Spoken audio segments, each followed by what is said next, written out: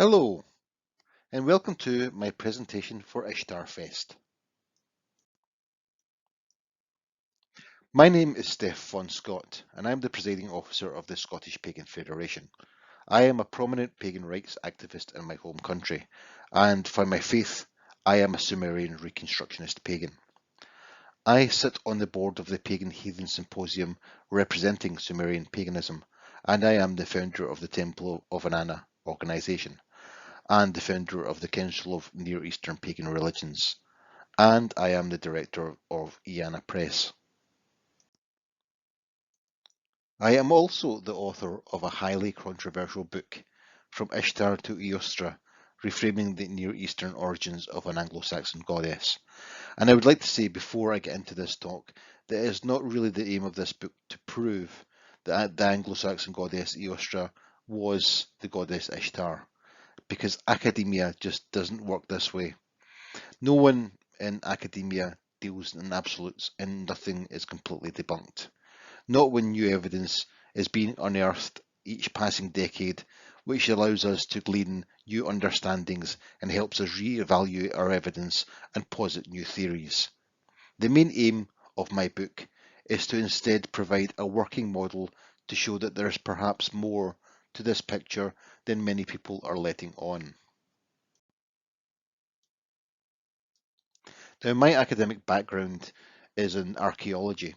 I study archaeology between the University of Edinburgh and the University of Glasgow, with the focus on the ancient Near East and Mesopotamia, although I also study ritual practices and magic. I study the literature of the ancient Near East, art of the ancient Near East, as well as aspects of Near Eastern demonology and some of the cults of Near Eastern deities such as Anat and Mithras. I also study magic in ancient Greece and Rome and the origin of the Mediterranean civilizations. Now today I am here to present a lecture entitled In Search of Eostre, although it's really called Easter is all about Ishtar, and it's going to be a lot of fun. So, in the beginning. On the 27th of March 2013, the Richard Dawkins Foundation for Reason and Science posted a meme to their Facebook group stating that the Anglo-Saxon goddess Eostre was originally the goddess Ishtar. This did not go down well.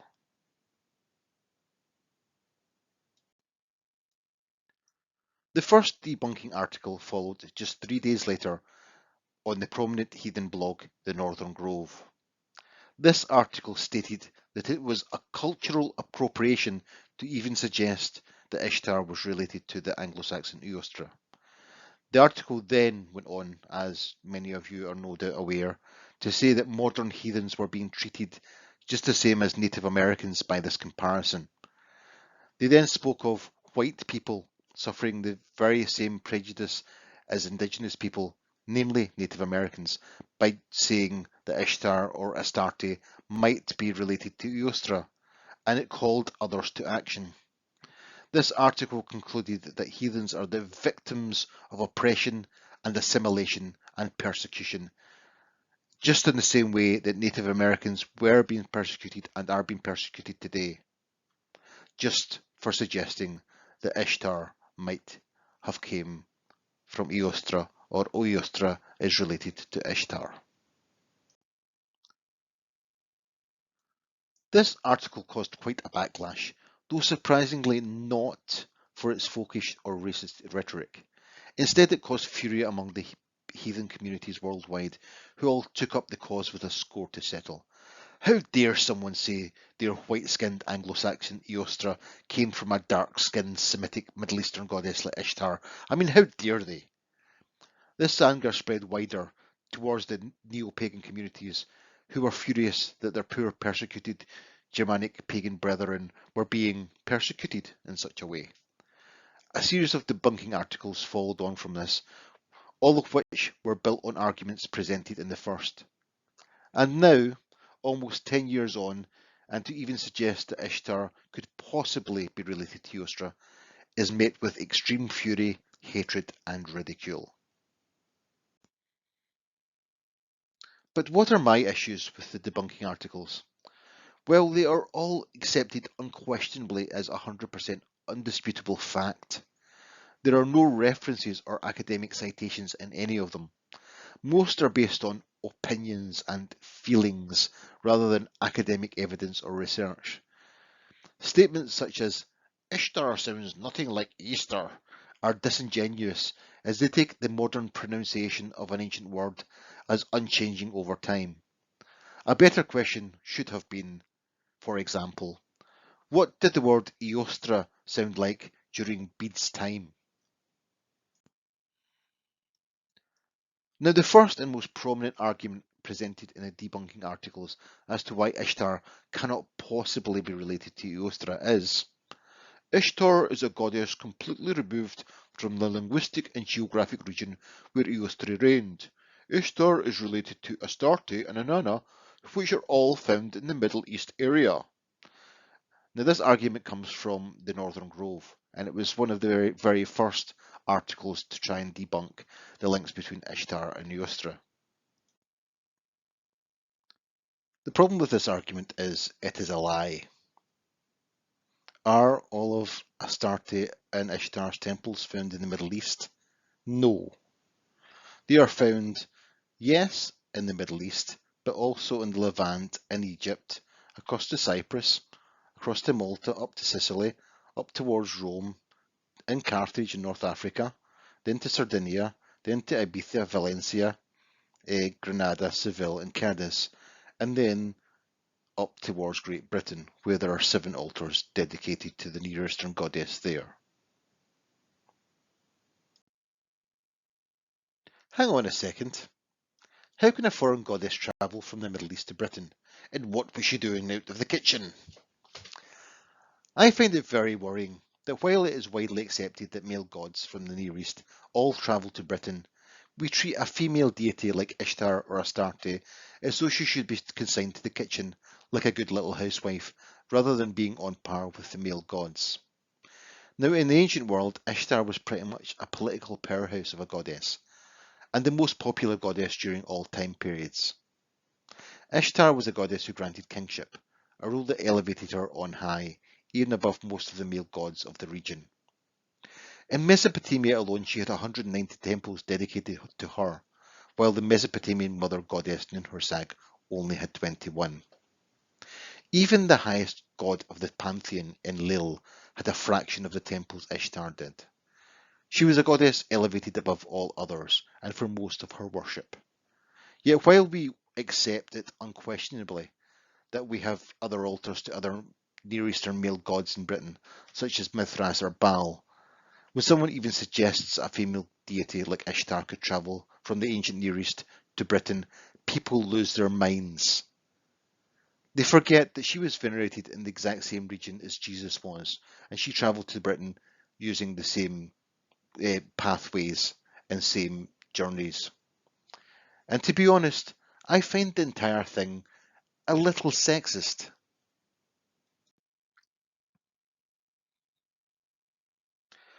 Now, before we go any further, let's have a little look on Ishtar and Astarte. How can the same goddess have 2 different names? Now, I know this is an issue with pagan reconstructionists who take different spellings of the same goddess as complete isolate deities. For instance, pagan reconstructionists might argue that Ishtar worshipped in Sumer is a different Ishtar who was worshipped in the Levant, who is a different Ishtar who was worshipped in Nineveh, who is a different Ishtar who was worshipped in, for instance, Egypt or across to Cyprus.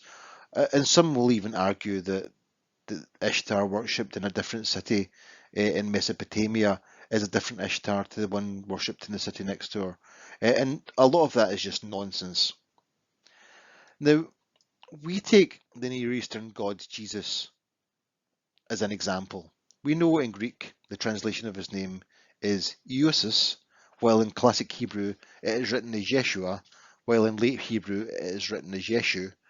And then we take in Greek, we will find the spelling is Eosis, which through the Latin Isis, which is where we get the English spelling today of Jesus. The relationship of Eosis to Yeshua, to Yeshu, to Jesus, to Jesus, is never questioned, nor are there any attempts to say they are all different deities.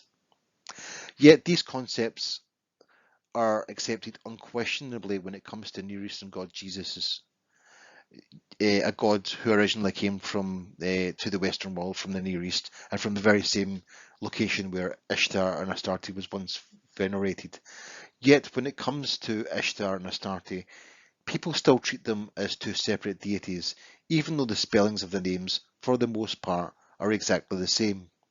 We find that Astarte recorded in the written form of Ishtar or Inanna is translated to Astarte or Ashtart, depending on where the text was found by the academics in question. And you will be able to see from the actual chart at the side where Ishtar or Astarte is translated to different names depending on where the text is found. Ishtar Me is translated to a start of battle, while Ishtar Guparamte is translated as a start of Zruptu, whereas Inanna Basi is translated to a start of Hal, whereas Inanna Kibri is translated to a start of the riverbank.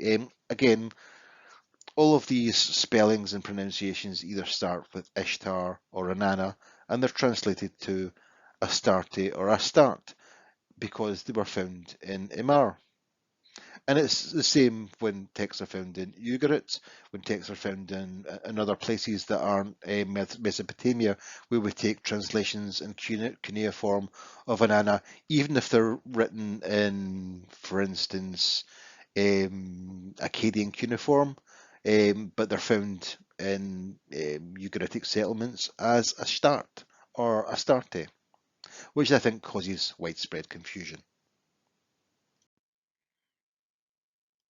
So who was the goddess Ishtar or Astarte? Now, the goddess had actually Proto-Indo-European origins, which many people do not realise. She first appears in the written word as a goddess with a cognitive linguistic root, TTR, the Semitic Ishtar or Ishtar, and the Western Semitic Astarte or Astaret.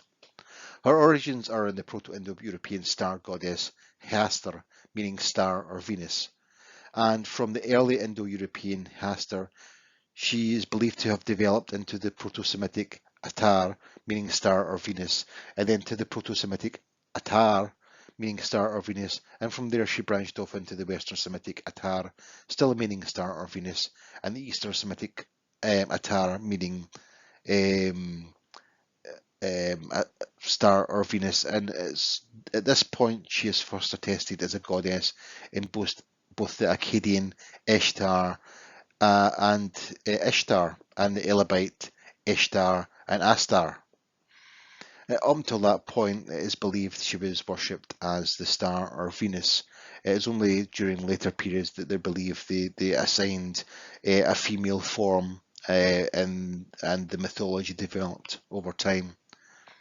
Now, Indo-European languages have their root in the same area of Syria and Anatolia, where Ishtar first originated, and the earliest form of Sanskrit that is used in the Rig Veda, called Old Indic or Rigvedic Sanskrit, was first recorded in inscriptions found in northern Syria too, and they are linked to the Mitanni people, and they were recorded by Mitanni royalty. So the timeline of Ishtar and Astarte in Mesopotamia starts around 5300 BCE, with the first temple to the Mistress of Beasts Appealers in Turkey, in Catalhuyuk, which is a precursor to Ishtar. And again, this temple is in the same area where a lot of people believe the Ishtar originally originated through the Proto-Indo-European Atar or Hastur. By 4200 BCE, her first temple is erected in the city of Uruk, and then by 2600 BCE, we get the first attestations in the written Semitic form, which appear in the city of Shuruppak. By 2300 BCE, Ishtar is merged with the Sumerian goddess Inanna in southern Mesopotamia under the Sargonian dynasty. and then by 1900 BC she becomes elevated even further in her position to national goddess of all of Mesopotamia, and there she stays until the rest of the empire's history. It continued on even into modern times, despite the rise of Christendom and the spread of Islam. Despite these new religious movements, Inanna was still worshipped as late as the 10th century in the Common Era by the Sabaeans, who sang laments to Ishtar and Tammuz, and we have attestations of her cult still in existence in Mardin, which is in southeastern Turkey, as late as the 18th century, which is really only a few hundred years ago. Now, her worship finally died out, only with the Assyrian massacres and genocides that were carried out by the Ottoman state, and they took place in 1895 and 1896. And at that point, out of 1 million Assyrians worldwide, this left 850,000 dead and 250,000 displaced, and there are no records of her cult after this time period. Now, the fact that the endurance of Ishtar Astarte as a goddess spans almost 6 millennium should not be taken lightly. This was a goddess elevated above all others, enduring most, if not all, of her worship, and she went on to influence a great many other deities across time and across history. Now, at around 1427 to 1400 BCE, Ishtar was adopted into Egypt during the New Kingdom era. Now, this took place under the reigns of either Thutmose III or Amenhotep. We're not quite sure. It was during this time period we know that the Semitic-speaking Assyrian horse trainers brought Ishtar's worship to Egypt, where she was adopted into the Egyptian pantheon. And there she stayed during the polemic to the Roman periods, 332 to 395 Common Era. It may seem odd that Egypt would choose to adopt a foreign goddess into their pantheon, but this seems to have been part of a larger political and cultural change during this era. We see 3 other Semitic deities alongside Ishtar being adopted into the Egyptian pantheon during this time period, namely Baal, Reshep and Hauron, and the goddess Nat would follow later during the reigns of Ramses II. Academics agree that Ishtar was probably brought into the pantheon due to her connection to the chariot, for no Egyptian goddesses was the patron of such a role at the time, given how the chariot was a relatively new piece of military technology, and it was tied to horses and to battle, which is why Ishtar and Astarte were the popular choice. Now, by 1200 BC, Ishtar's worship had moved to Cyprus during the late Mycenaean period. Cyprus acted as an intermediate point in sea travel for the Phoenicians, a seafaring Semitic people who elevated Ishtar Astarte to the head of their pantheon. The Near Eastern influence during the archaic Greek period is well documented and attested. In the 8th century BC, Greek art was fairly domestic, yet less than a century later we find it awash with Near Eastern motifs and iconography. Over the course of the next few centuries, Ishtar Astarte would become adopted into the archaic Greek pantheon under the name Aphrodite, with images of the armed Aphrodite dating to this time period in relationship to her earlier warlike form of Ishtar Astarte. By the classical Greek period, a transformation had taken place with the armed Aphrodite, with her aspects of the goddess of sexuality and war, and the goddess with the power of over beasts separated, perhaps because a goddess with so many aspects, roles and genders was against the norms of society at the time. Therefore, she was separated into 3 distinct forms, with the goddess of sexuality Aphrodite, the goddess of warfare Athene, and the goddess with the power over beasts Artemis, all 3 of her aspects, as a reflection of a more patriarchal Indo-European Greek society, as Flemberg put it. It was under the Phoenicians that Ishtar and Astarte first spread to the Mediterranean.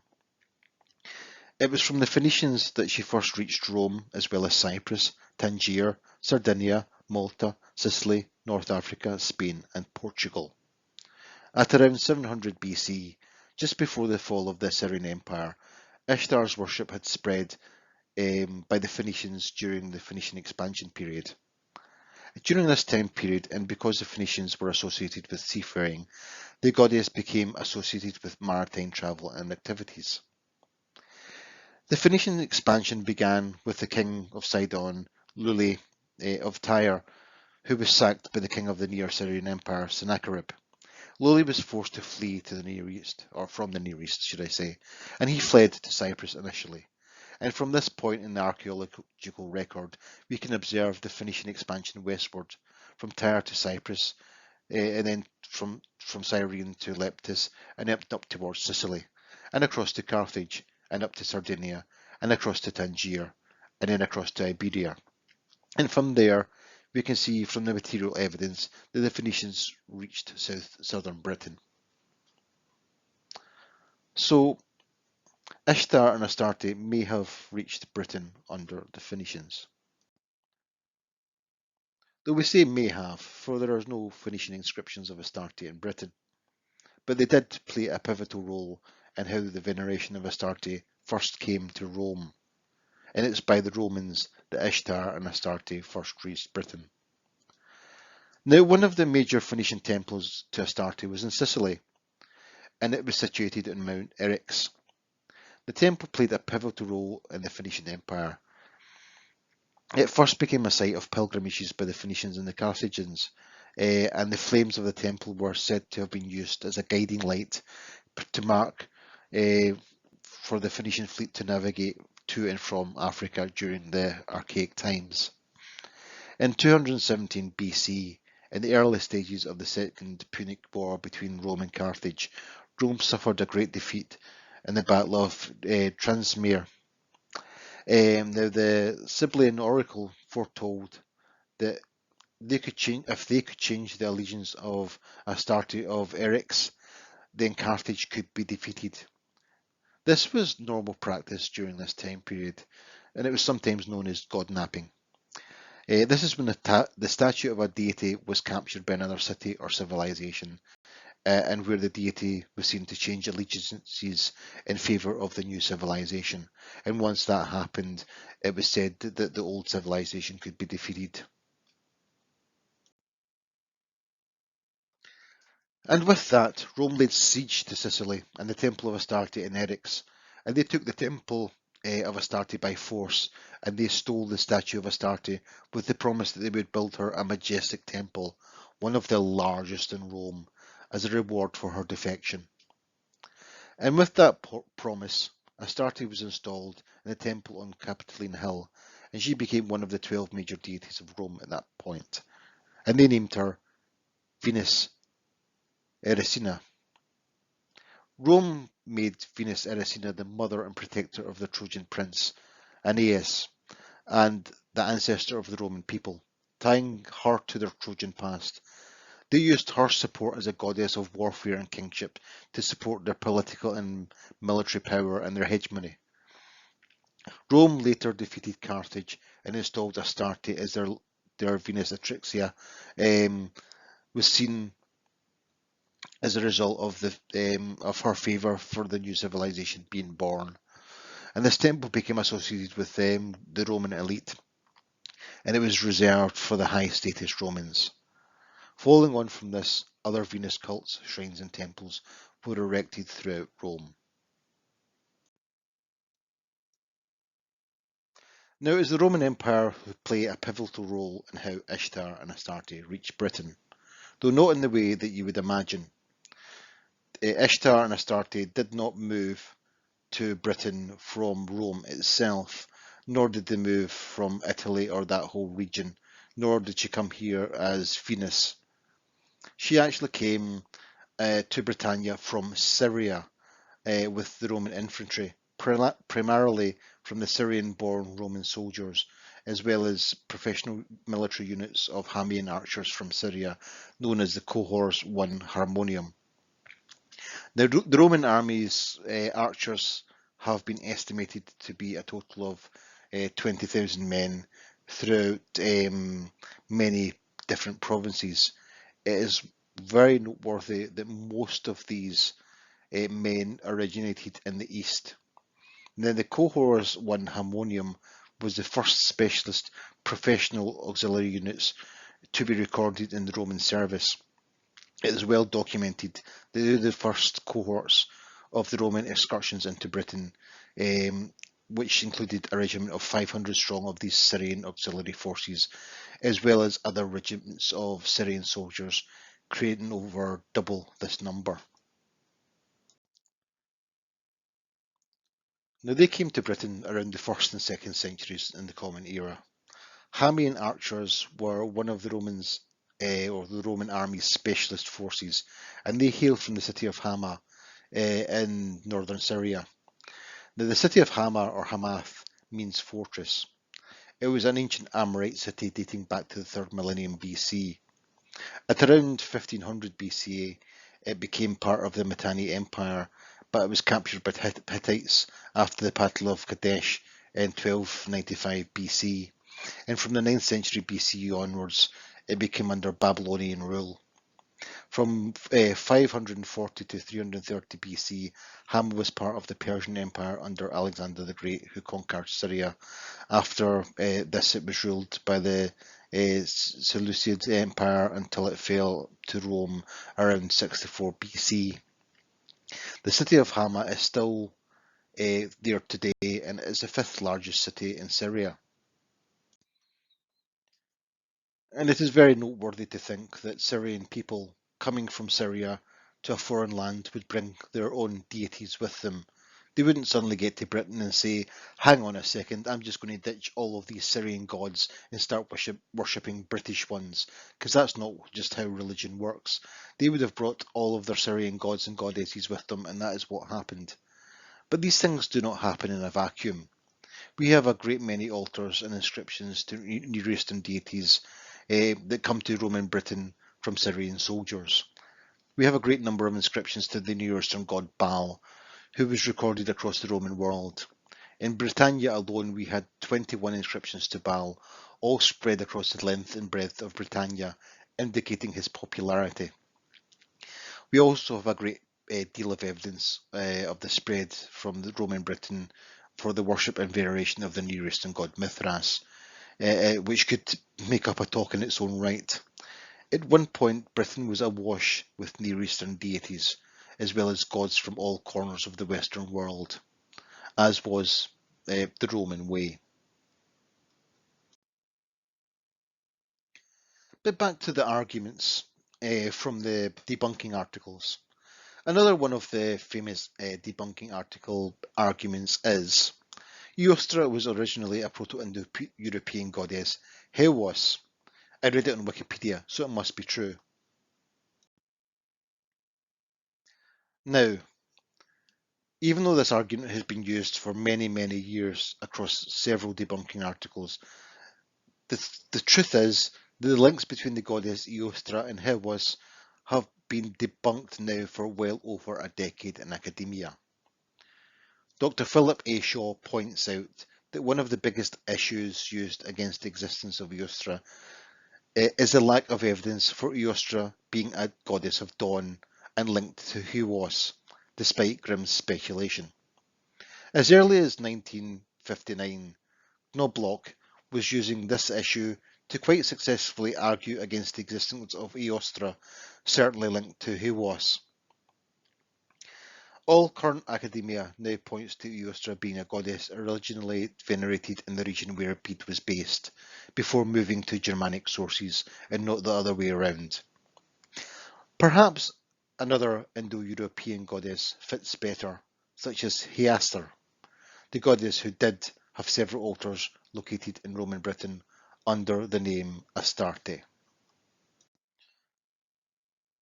Another prominent argument presented in the debunking articles as to why Ishtar cannot possibly be related to Eostre is, I don't know when Ishtar or Astarte were worshipped, but I'm pretty sure it wasn't any time around Easter, let alone tied to the vernal equinox.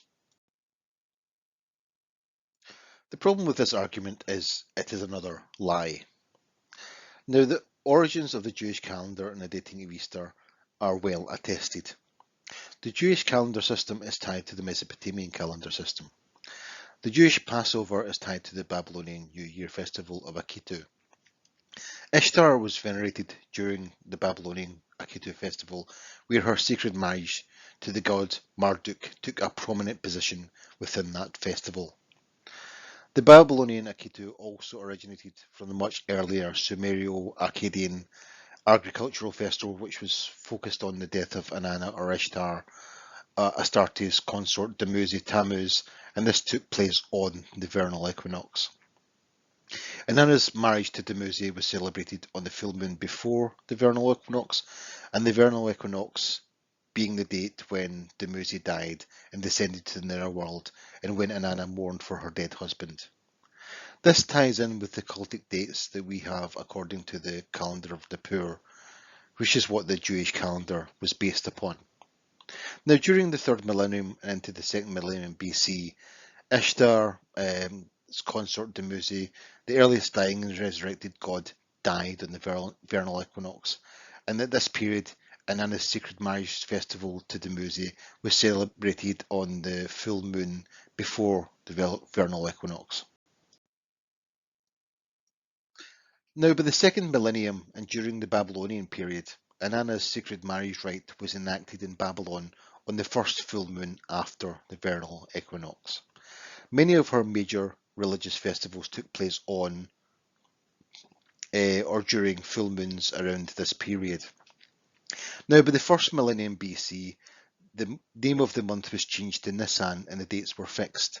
So, on the 10th day of Nisan, and also on the 11th day of the month, it was when the Akitu festival of Ishtar took place. This was the date when Ishtar bestowed the mace of kingship upon the king, and this cemented his rule for the coming year. The dating of Easter was celebrated on the same day as the Jewish Passover, and that is on the 14th day of the month of Nisan, or on the first full moon of the first month of the year. This date was then moved by the Council of Nicaea in 325 Common Era, and it was placed on the Sunday following the first full moon. After this, Christ's death was celebrated on the first Sunday after the first full moon after the vernal equinox. So whether Ishtar or Astarte was originally Eostre or not, the equinoxes were originally tied to both her worship and Ishtar's major religious festivals, as well as those of her consort Dumuzi, which are captured within the earliest calendars of the ancient Near East. So really we are talking about the 10th and 11th of the month versus the 14th of the month. There's only like 3 days between them. Ishtar was worshipped and her ceremonies were worshipped just 3 days before the date when we now count today as Easter, which I find very interesting. Another two prominent arguments presented in the debunking articles as to why Ishtar cannot possibly be related to Eostre are: after the vernal bead, the goddess Eostre isn't mentioned again until the writings of Jacob Grimm, and the idea that Eostre was related to Ishtar was first started in the 19th century under the Scottish Protestant minister Alexander Hislop. Both of these arguments, as you've guessed it, are lies. We have 3 academic papers which all predate Jacob Grimm's Deutsche Mythology by some 100 or so years. The first one is the Eostre Saxonum, which states, among the heathen nations were the names of the goddess. The most ancient of those is Astarte, Astaroth, and within them the appropriate Ostera. Astaroth was worshipped by the nations throughout the world close to this time. That comes from the Eostre Saxonum, which was published in 1702. And again, this this book also quotes several earlier texts that have been lost to time. And then later, in 1731, the Zelder lexicon was published, and it states that Ostar, Eostre, or Ishtar are the same deity as those described as Osteroth or Astarte, under which the last divine known she was known orally among the Germans. And then in 1798, Bragg and Hermons II published Wold and Oster, and it states that the heathens had an idol named Oster, who was worshipped by the Phoenicians under the name Astartes, while the Judeans under Astaroth. Now, all three of these academic papers all predate Jacob Grimm, yet no one seems to be mentioning them in any of the debunking articles. It's almost like they don't really want people to know they exist, and I find that very curious indeed.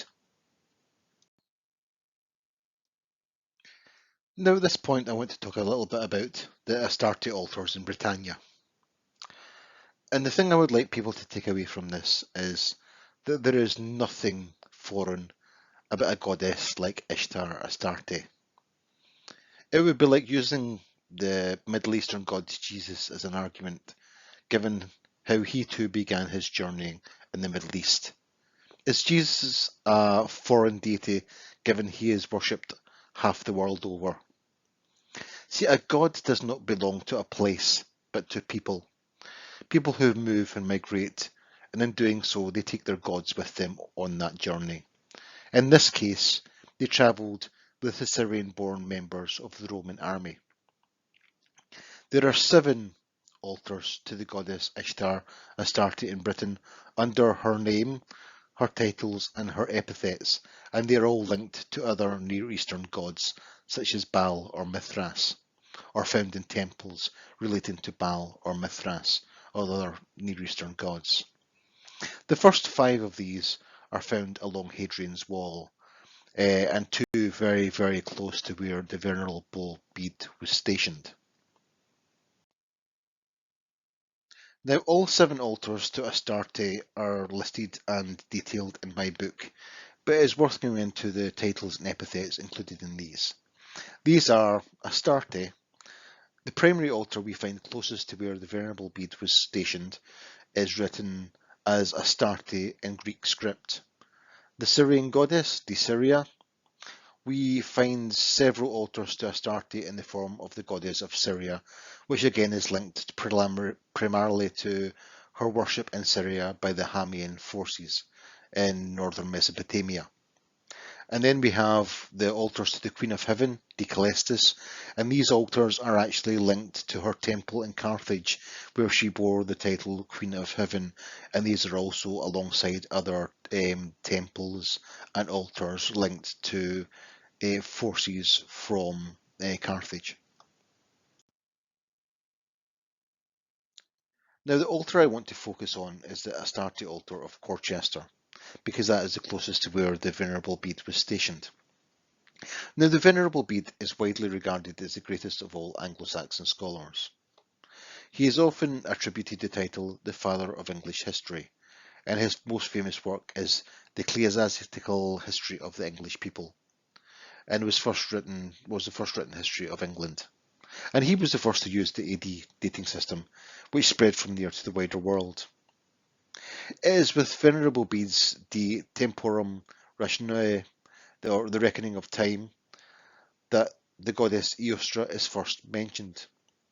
The reckoning of time is Bede's extensive treatise on ancient calendar systems, including the Hebrew, Egyptian, Roman and Anglo-Saxon calendar systems, as well as dating the Anglo-Saxon festivals and their origins. And on the goddess Eostre, the Venerable Bede writes the following. Easter month, or April, has its name which is now translated to Parsage month, which was once called after the goddess of theirs named Eostre, in whose honour feasts were celebrated in that month.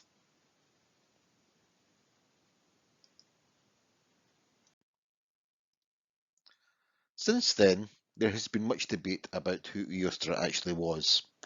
Some have even speculated she may have been a form of the Proto-Indo-European dawn goddess Hiosos, a hypothetical goddess who is theorized to be based on the existence of a singular language strand use from 4500 BCE to 2500 BCE. Hiesos was reconstructed primarily based on the dawn goddess Usas in the Rig Veda, dating to around 1500 BCE, though how Bede would have had access to that knowledge 5 millennia later has not been adequately explained whatsoever. Now, the identification of Ishtar and Astarte with Eostre has subsequently been discussed and ignored, even though she is also related to an Indo-European goddess, the goddess Eostre. And we can find 5 altars to the Syrian goddess close to where the Venerable Bede was stationed, and these have also been ignored. The closest altar, the Astarte altar of Colchester, was erected around 400 years before the Venerable Bede was born, and is only an hour walk from the Abbey of Hexham, a location to where Bede visited while writing his Reckoning of Time, and where he is considered to be a modern saint. There is 12 minutes between Hexham Abbey and the Astarte altar of Colchester as well. So let's think about this rationally.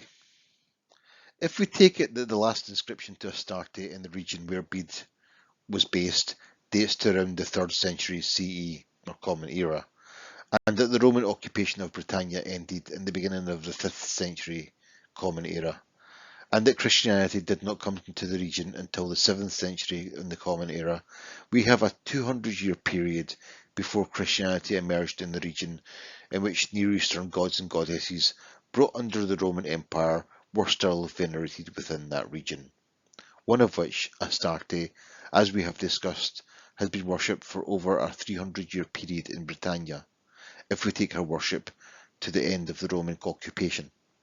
This is when the Hamian military forces are thought to have left our shores. And this is discounting the notion that many of them may have settled in the area, or that worship of the goddesses may have inspired local cults to continue in that region. Now, the Astarte altar of Colchester is made of buff sandstone, and it dates to the 3rd century Common Era. Today it sits in Tully House Museum. The text on the altar reads, "You see me, an altar of Astarte, Pulcher set me up." It has been speculated that Pulcher may have been a free provincial subject of the empire and not a Roman citizen.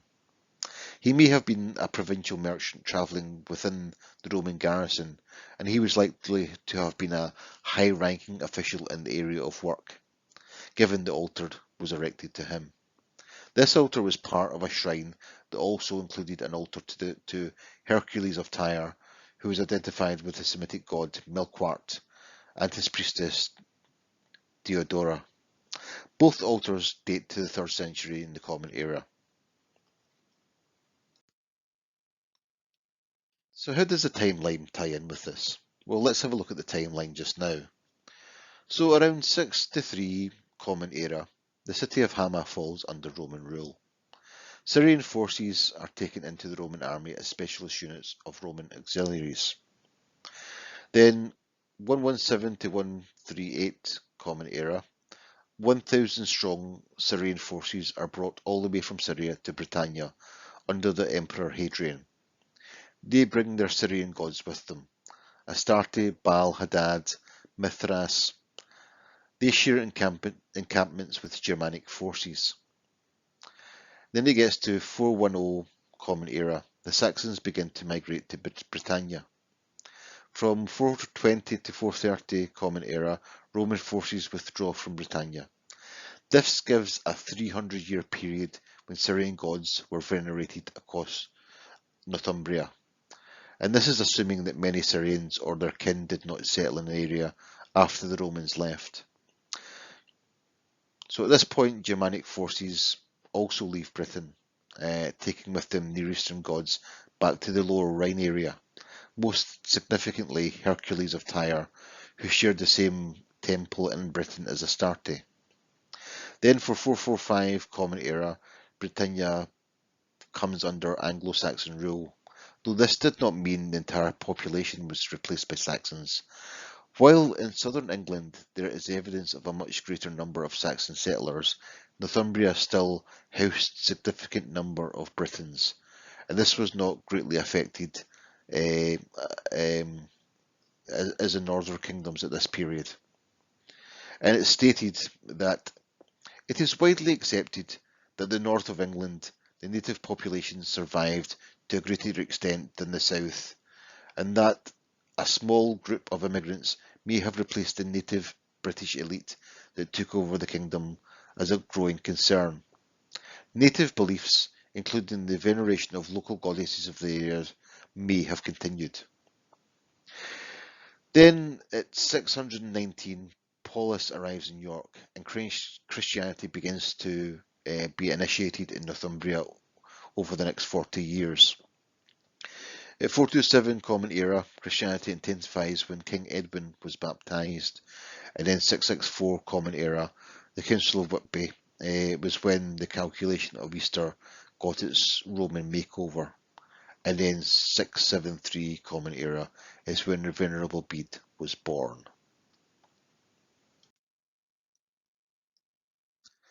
So the question we must ask at this juncture is, 1. Did the Venerable Bede, a historian of some repute, know about this local altar, located only a 20-minute horse ride from Hexham Abbey and dating 4 centuries earlier? Or 2. Is it more plausible that Bede somehow had this advanced knowledge of a Proto-Indo-European dawn goddess named Eostre, dating 5 millennia earlier and originating at the Pontic-Caspian steppe of eastern Ukraine and southern Russia? I will leave that question for you to answer, my dear listeners.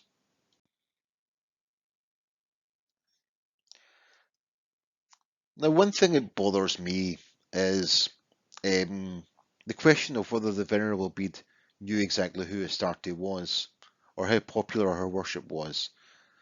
Now, that is an entirely different matter, as Bede would have had access to church records which spoke of her at every location.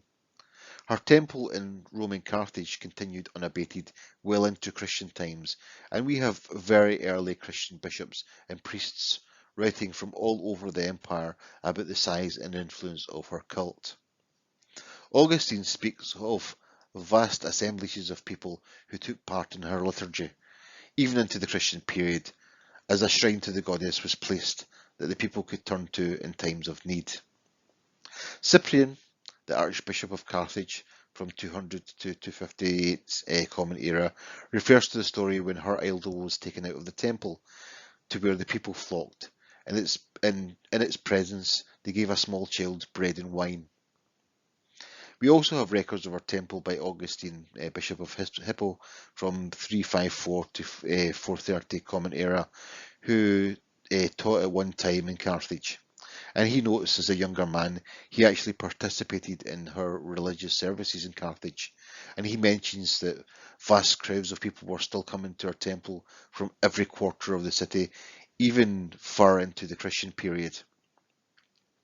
And again, Salvian, from 400 to 480 Common Era, Christian clergyman, referred to in his writings the difficulties of the situation, and he noted that even the Christians in the city went to her services both before and after their own Christian worship.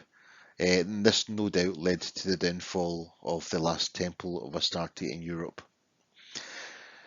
Now, her temple came to an end in the 5th century in the Common Era, when it was taken over by force by the Christian Church, amid loud protests from the pagans of the time, and Christians began demanding of its destruction. So, in 401 Common Era, a general council was called under the bishop at the time, Aurelius, and the assemblage of the church fathers called for pagan sanctuaries to be destroyed. So in 421, under the imperial tribune, the magnificent temple to Astarte was finally demolished. And the site was turned into a Christian cemetery, and all idols and artifacts were destroyed, despite the pagan demands that the artifacts be returned to them, as was recorded in church records. And this was the last temple to Astarte in Europe. Conclusions. It is not the aim of this talk to prove that the Anglo-Saxon goddess Eostre was a diffusion of the goddess Ishtar or Astarte. Academia does not work in that way. No one in academia deals in absolutes, and nothing is completely debunked. Not when we have evidence being unearthed each passing decade, which allows us to glean new understandings and helps us to re-evaluate our evidence and posit new theories. Anyone who says anything is debunked has no understanding of how the world works. The main aim of this talk is to instead provide a working model to show there is more to this picture than many people are letting on. But when we look at the evidence, from the etymological evidence through to the spread of the worship of the goddess Ishtar Astarte across the length and breadth of the ancient Near East, down the Levantine corridor and into Egypt, across North Africa, and across the Mediterranean into ancient Greece and Rome, and across Europe, even into the British Isles, where we have 7 altars to the Syrian goddess dedicated here. One of which, the Ishtar Astarte altar of Colchester, is only a 20-minute horse ride from where the Venerable Bede was stationed while he wrote Reckoning of Time. And then we have the 3 earlier Germanic textual academic sources, all of which predate Jacob's Grimm, and all of which identify Eostre's origins of Ishtar and Astarte. And then we can look at the Roman emperors who elevated Ishtar Astarte throughout their reigns and during the Roman occupation of Britannia. And then again we can look at the Syrian-born archers who came all the way from Syria and were stationed along Hadrian's Wall during the same time period when we had Germanic military auxiliaries from the lower Rhine area of Germany. And again, those German military auxiliaries took Near Eastern gods back with them to Germany, namely the god Hercules, who again shared a shrine with Ishtar and Astarte in Colchester. So there is a great deal of evidence of religious congruence. It is very, very clear. So over the past decade, it seems that we have been told a string of lies, falsehoods, and misrepresentations across countless debunking articles, online lectures, and across online discussion forums, which have inevitably been captured by Wikipedia and sold to us as unquestionable truth. Perhaps it is now time to start questioning them, and we must remember that Wikipedia is not an academic source. An academic source is academia. So these are a few conclusions based on the debunking articles. Eostre was worshipped in a very different geographical location to Ishtar and Astarte. This is false. Eostre was worshipped in a very different time period to Ishtar and Astarte. Also false. Eostre is an Anglo-Saxon goddess of dawn. False. This has been debunked in academia. Eostre is an etymological derivation of the pie goddess Hewas. Also false. This has been debunked for a decade in academia. Ishtar and Astarte was never worshipped in Britain. False. There are 7 altars here dedicated to her. Eostre's relation to Ishtar was first suggested by the 19th century Christian minister Alexander Hislop. False. We have 3 Germanic academic papers that all predate this by quite some time. I don't know when Ishtar and Astarte was worshipped, but it's definitely not tied to the vernal equinox. Also false. Most of Ishtar and Astarte's religious festivals are all tied to the vernal equinox or the autumnal equinox. The Venerable Bede would have known nothing about the goddess Ishtar or Astarte. This is also false.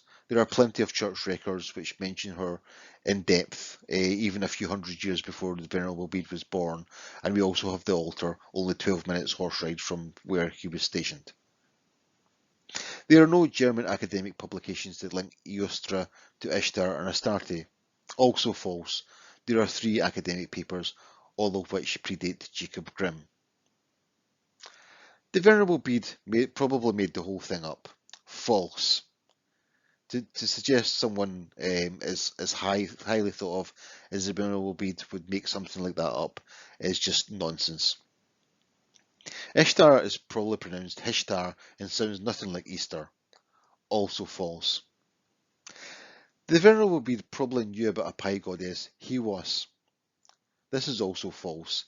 I am not sure how you could justify the Venerable Bede having any advanced knowledge of something that took place 5,000 years earlier compared to an author that only predates him by a few hundred years. After the Venerable Bede, the first time Eostre is mentioned in academia is by Jacob Grimm. Again, false. We have 3 German academic papers that all predate Jacob Grimm by quite some time. Easter is named after Eostre. Very likely. Eostre is an etymological deviation of Ishtar or Astarte. Actually, this is possible. Some final thoughts, some academic additions since publication. An expert on phonetics got in touch after reading my article in the book and was discussing the possibility of the passage from Astarte to Eostre. And his thoughts were, and I'll read it from what he said, looking at your proposal, here are a few thoughts. What happened to the second T in Astarte? Surely it would have remained in the cluster of RT, though evidentially produced RP when borrowed from the Anglo-Saxon, but of course the final syllable E would have been dropped. And the final long E, the Latinized form of the name, should have probably been a long I. The British Vulgar Latin, which would have been the I inflection of the second A before the final syllable was dropped. We would get something like Yestrib if there is no inflection, or you would get something like Easter. So it seems Astarte does give us Easter after all. So I'd like to finish with another overview of the map showing how Ishtar and Astarte moved from the Near East across the Western world under the Phoenicians from 900 BC to 333 BCE, and then under the Roman Empire from 121 Common Era to 132 Common Era under Emperor Hadrian, and there Astarte was venerated until the 3rd century in the Common Era under the Hamian archers and the Syrian forces that came all the way from Syria under the Roman occupation of Britannia at that time.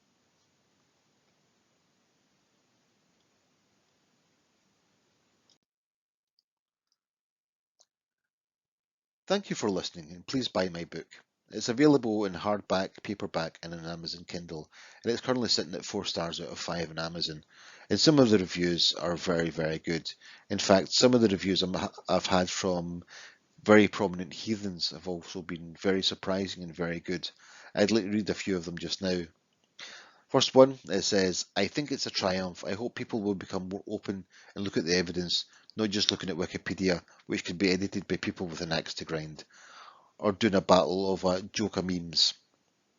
And this one here, the second one is by a very prominent heathen and one of the leaders of one of the largest heathen groups in Britannia or Britain. And it says, I thought there were only parts of interest for me, so I was going to skim through the good bits. I ended up reading the whole thing in one day. I can't remember the last time I did that. Excellent book. Thoroughly enjoyed it, and I'll be looking at some of it. I'll be looking at some of it again. Well done. I was particularly pleased with this second review because, as I said, it's from the leader of one of the largest heathen organisations of Britain.